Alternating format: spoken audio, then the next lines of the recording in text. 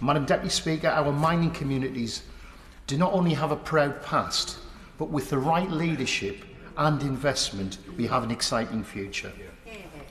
It's certainly true that after 14 years of Conservative government, Coalfield communities have been left grappling with relentless austerity and a rigged levelling up agenda, which in practice meant resources never reached the places in my community that needed them most.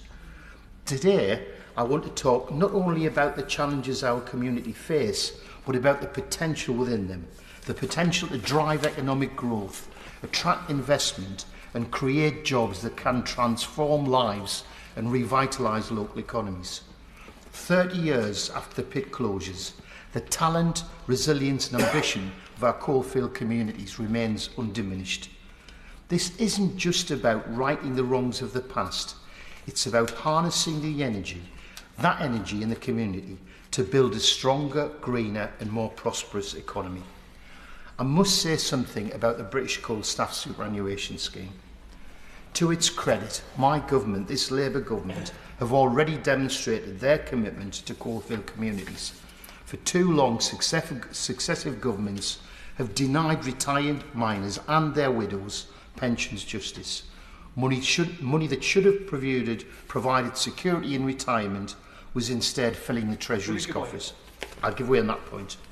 I'm grateful to him for giving way, and he generously thanked Coalfield MPs. But I would like to repay the compliment to him, because I think his leadership on the Mine Workers Pension Scheme has been absolutely exemplary. We're all very happy to support him as the chair of the APPG, and I want to on record how important a part he played in that significant commitment this government made. My honourable friend's very kind and generous, and I do thank him for that. But this isn't about me. This is about the communities that we represent. And I think we have to give credit that at the recent budget, the current Chancellor righted the wrong on miners' pensions, on the MPS, and delivered Labour's manifesto commitment on the Mine Workers Pension Scheme surplus. That decision to transfer the MPS Investment Reserve Fund wasn't just a moral obligation, it resulted in an economic boost.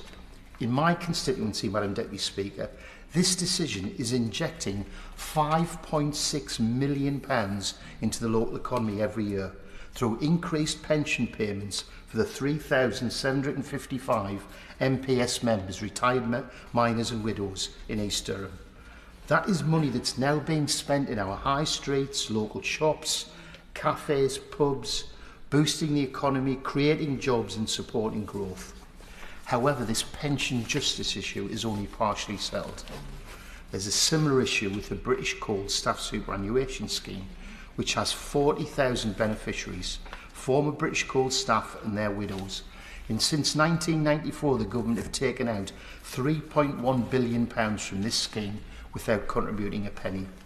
So I say to the Minister, respectfully, and specifically to the Treasury, it's time to release the £2.3 billion BCSSS investment reserve so all former mining staff can receive a pension uplift.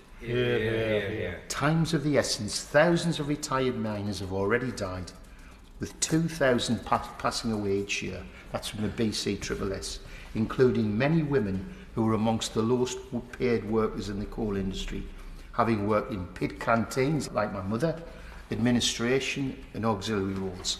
When we say numbers, they're quite meaningless, perhaps to civil servants and maybe to ministerial advisors. But I know these men and women. Men like Eamon Kavanagh, now in his 80s, who was an absolute stalwart, not just of Merton Colliery, but the Seam Collieries. Bill Waite's a good friend of my late father. And indeed, my dear mother, who's 88 now. Time is of the essence to settle this issue.